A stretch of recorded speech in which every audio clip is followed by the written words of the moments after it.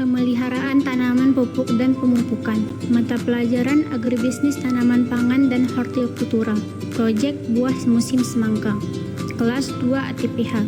Tujuan pembelajaran: menjelaskan pengertian pupuk, mengidentifikasi jenis-jenis pupuk, menjelaskan manfaat pupuk bagi tanaman, menjelaskan pengaplikasian pada tanaman. Pupuk terdiri dari pupuk organik dan pupuk anorganik. Pupuk adalah material yang ditambahkan pada media tanam atau tanaman untuk mencukupi kebutuhan hara yang diperlukan tanaman sehingga mampu berproduksi dengan baik. Material pupuk dapat berupa bahan organik maupun non-organik, mineral. Pupuk berbeda dari suplemen. Pupuk mengandung bahan baku yang diperlukan pertumbuhan dan perkembangan tanaman. Sementara suplemen seperti hormon tumbuhan membantu kelancaran proses metabolisme. Meskipun demikian, ke dalam pupuk, khususnya pupuk buatan, dapat ditambahkan sejumlah material suplemen. Jenis-jenis pupuk. Pupuk organik.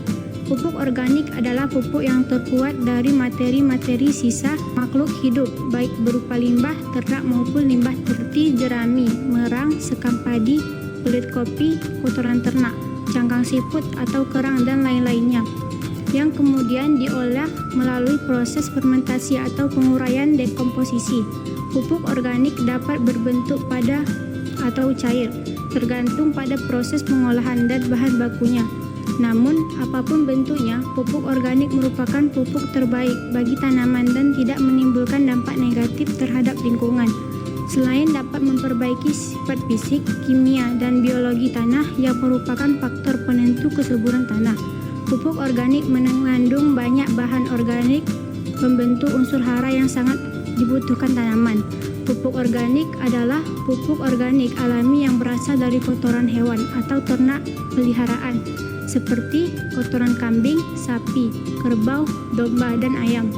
Selain berbentuk padat, pupuk kandang juga bisa berupa cair yang berasal dari air kencing urin hewan. Pupuk kandang mengandung unsur hara makro dan mikro secara berimbang yang sangat dibutuhkan oleh tanaman. Pupuk kandang padat banyak mengandung unsur hara makro seperti fosfor, nitrogen, dan kalium. Adapun unsur hara mikro yang terkandung pada pupuk kandang dapat diantaranya kalsium, magnesium, belerang, natrium, besi, tembaga, dan molibdenum. Sementara keunggulan pupuk cair adalah kandungan nitrogen dan urin hewan ternak yang merupakan bahan baku utamanya 3 kali lebih besar dibandingkan dengan kandungan nitrogen dalam kotoran padat. Dari bahan dasarnya, pupuk kandang dikelompokkan menjadi 2 jenis. Pupuk dingin adalah pupuk yang berasal dari kotoran hewan yang diuraikan secara perlahan oleh mikroorganisme sehingga tidak menimbulkan kenaikan suhu tanah. Contohnya, pupuk yang berasal dari kotoran sapi atau kerbau. Pupuk kandang jenis ini akan lebih adaptif terhadap tanaman karena tidak berdampak negatif jika langsung bersentuhan dengan tanaman dan dapat digunakan dalam proses. Pupuk panas adalah pupuk yang berasal dari kotoran hewan yang diuraikan mikroorganisme secara cepat sehingga menimbulkan kenaikan suhu tanah. Contohnya, pupuk yang berasal dari kotoran kambing, kuda, ayam. Meskipun pupuk jenis ini juga baik bagi tanaman, namun dalam penggunaannya harus diperhatikan agar tidak digunakan dalam bentuk mentah atau baru, tapi setelah melalui proses fermentasi terlebih dahulu sehingga suhunya menjadi relatif stabil. Kelebihan pupuk kandang adalah bermanfaat untuk menyediakan unsur hara makro dan mikro dan mempunyai daya ikat oin yang tinggi sehingga akan mengaktifkan bahan-bahan anorganik di dalam tanah, termasuk pupuk anorganik. Selain itu, pupuk kandang bisa diperbaiki struktur tanah sehingga pertumbuhan tanaman bisa optimal. Pupuk kandang yang telah siap diaplikasikan memiliki ciri suhu dingin, remah, wujud aslinya tidak tampak, dan baunya telah berkurang. Jika belum memiliki ciri-ciri tersebut, pupuk kandang belum siap digunakan. Penggunaan pupuk belum matang akan menghambat pertumbuhan tanaman, bahkan bisa mematikan tanaman. Penggunaan pupuk kandang yang baik adalah dengan cara dibenamkan, sehingga penguapan unsur hara dapat berkurang. Penggunaan pupuk kandang yang berbentuk cair paling baik dilakukan setelah ditanam tumbuh, hingga unsur hara yang dapat pupuk kandang cair ini akan cepat diserap oleh tanaman. Pupuk hijau. Pupuk hijau merupakan pupuk organik alami yang berasal dari limbah tanaman liar ataupun sisa-sisa panen budidaya, karena sifatnya mudah membusuk dan dapat bereaksi dengan tanah secara cepat. Bahan tanaman ini dapat dibenamkan pada waktu masih hijau atau setelah dikomposkan. Sumber pupuk hijau dapat berupa sisa-sisa tanaman, sisa panen, atau tanaman yang dipanen secara khusus sebagai penghasil pupuk hijau, seperti kacang-kacangan, legumineusae, tanaman paku air, ajolla, petai cina, oro-oro, eceng gondok, dan sebagainya. Namun, jenis tanaman yang dijadikan sumber pupuk hijau diutamakan dari jenis legumineusae, karena tanaman ini mengandung unsur hara yang relatif tinggi, terutama nitrogen dibandingkan dengan jenis tanaman lainnya. Tanaman legumine juga relatif mudah dikomposisi, sehingga penyediaan haranya menjadi lebih cepat. Pupuk hijau bermanfaat untuk meningkatkan kandungan unsur hara di dalam tanah, sehingga terjadi perbaikan sifat fisik, kimia, dan biologi tanah, yang seharusnya berdampak pada peningkatan produktivitas tanah dan ketahanan tanah terhadap erosi. Kompos merupakan sisa bahan organik yang berasal dari tanaman, hewan, dan limbah organik yang telah mengalami proses dekomposisi atau fermentasi. Jenis tanaman yang sering digunakan untuk kompos diantaranya jerami, sekam padi, batang pisang, gulma, sayuran busuk, sisa tanaman jagung, dan buah-buahan busuk. Bahan dari ternak yang sering digunakan untuk kompos diantaranya kotoran ternak, urin, pakan ternak yang terbuang, cairan biogas, dan cangkang siput atau kerang. Tanaman air yang sering digunakan untuk kompos diantaranya ganggang biru, gulma air, eceng gondok, dan ajolla. Kompos merupakan salah satu jenis organik yang sangat dianjurkan karena memiliki banyak manfaat, antara lain memperbaiki struktur tanah, memperkuat daya agregat, meningkatkan daya tahan dan daya serap air, memperbaiki drainase dan pori-pori dalam tanah, menambah dan mengaktifkan unsur hara tanah. Humus adalah material organik yang berasal dari degradasi maupun pelapukan daun-daun dan ranting-ranting tanaman yang membusuk, mengalami dekomposisi, yang akhirnya mengubah humus menjadi bunga tanah, topsoil, atau lapisan tanah paling atas. Bahan baku untuk humus adalah dari daun ataupun ranting pohon yang berjatuhan, limbah pertanian dan peternakan, industri makanan, agroindustri, kulit kayu, serbuk gergaji, endapan kotoran, sampah rumah tangga, dan limbah-limbah padat perkotaan. Humus merupakan sumber makanan bagi tanaman, serta berperan baik bagi pembentukan dan menjaga struktur tanah. Juga berperan dalam pengikatan bahan kimia toksik dalam tanah dan air. Selain itu, humus dapat meningkatkan kapasitas kandungan air tanah, membantu dalam menahan pupuk anorganik larut air, mencegah pengerusan tanah, menaikkan aerasi tanah, dan menaikkan fotokimia dekomposisi pestisida atau senyawa-senyawa organik toksik. Kandungan utama dari kompos adalah humus. Humus merupakan penentu akhir dari kualitas kesuburan tanah. Jadi, penggunaan humus sama halnya dengan penggunaan kompos. Berbeda dengan jenis pupuk organik lainnya. Humus berbentuk secara alami melalui proses dekomposisi, terutama pada lahan-lahan yang masih terjaga kelestariannya. Pupuk bokasi. Pupuk bokasi merupakan pupuk organik yang diperoleh melalui proses fermentasi. Pupuk ini dibuat dari campuran bahan organik yang berasal dari tumbuhan maupun hewan. Bahan-bahan organik seperti sekam, dedak, jerami yang dicampur dengan kotoran ternak, kemudian ditempatkan dalam wadah atau ditutup kedap udara untuk proses fermentasinya. Sebagai aktivator atau zat yang berfungsi untuk mempercepat proses fermentasi, digunakan gula tebu atau gula merah. Proses pembuatan pupuk bokasi sangat mudah dan juga relatif lebih cepat. Hanya butuh waktu sekitar 2 minggu untuk membuat pupuk ini, sehingga saat ini pupuk bokasi hanya menjadi pilihan petani dalam menggunakan pupuk organik. Karena terbuat dari material organik, pupuk bokasi juga mampu menjadi penyedia hara bagi tanaman sekaligus mempertahankan kesuburan tanah. Lahan pertanian yang dipupuk dengan bokasi menjadi lebih gembur sehingga pertumbuhan akar tanaman tidak terganggu.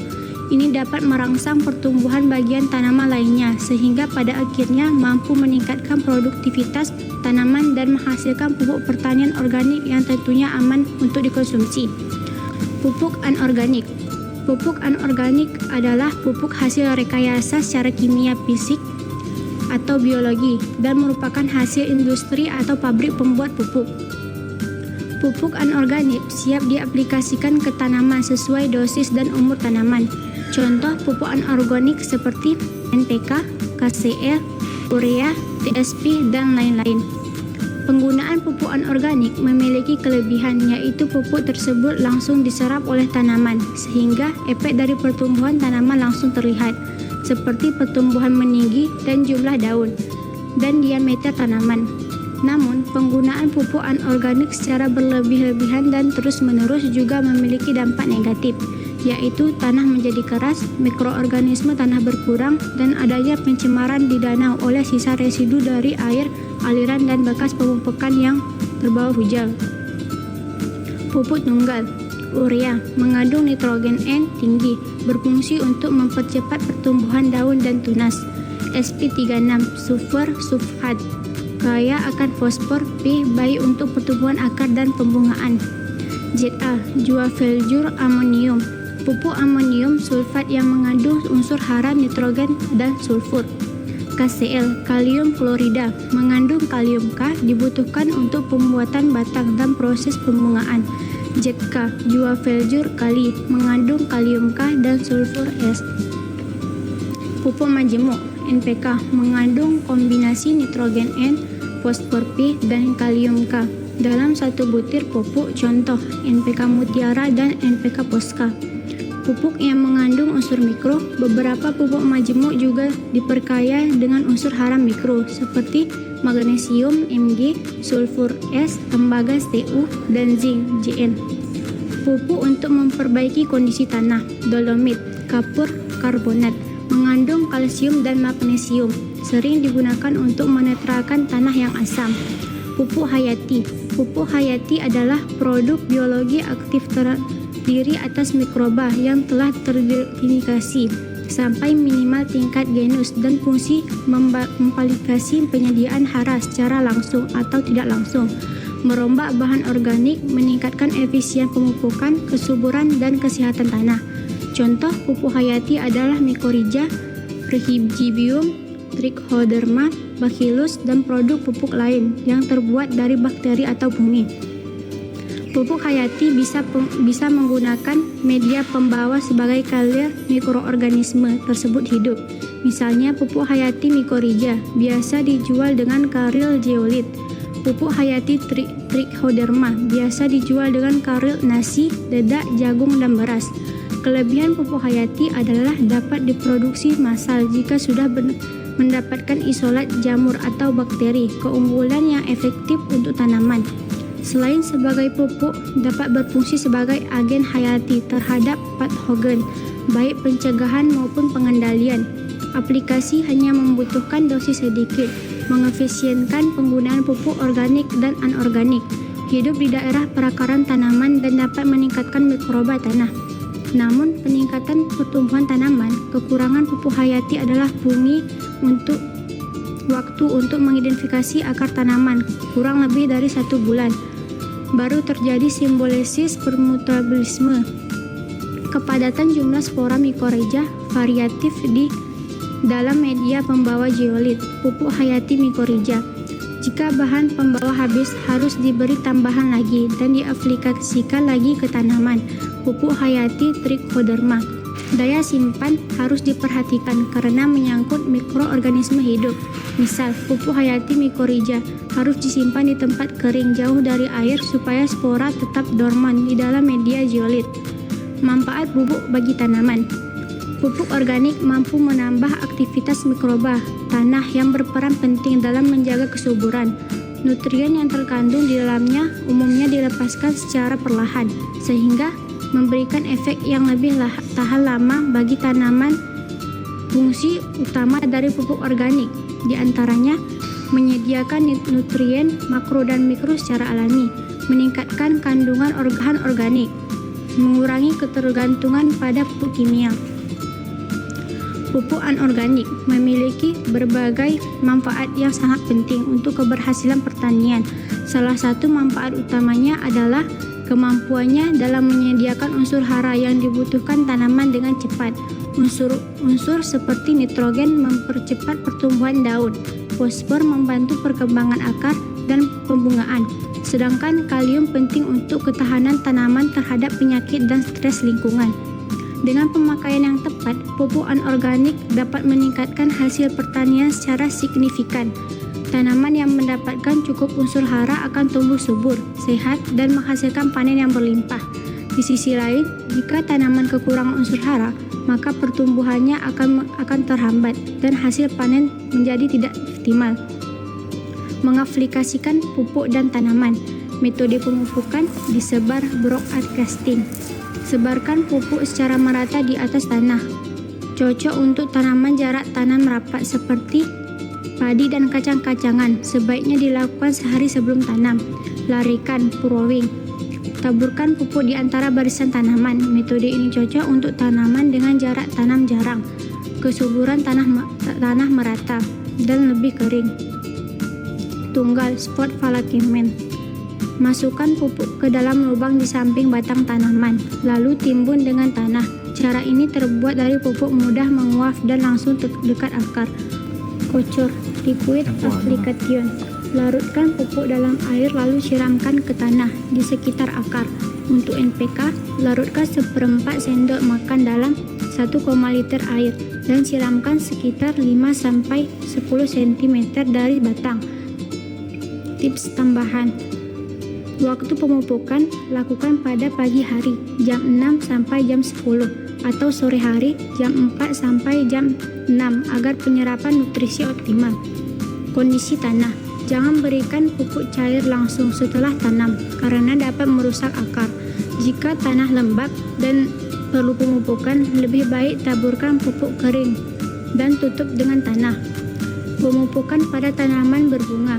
Berikan pupuk dengan hati-hati. Jika terpaksa menyemprot, lakukan dari jarak jauh ke bagian belakang buah atau batang, bukan langsung ke bunga. Pupuk cair. Dosis pupuk cair bisa disesuaikan, mulai dari 1-2 dikondisikan dengan kebutuhan tanaman cc atau liter. Penutupan dan evaluasi. Sekarang kamu tahu pengertian pupuk, jenis pupuk, manfaat pupuk, dan cara pemberiannya untuk tanaman. Yuk bantu lindungan pertanian kita.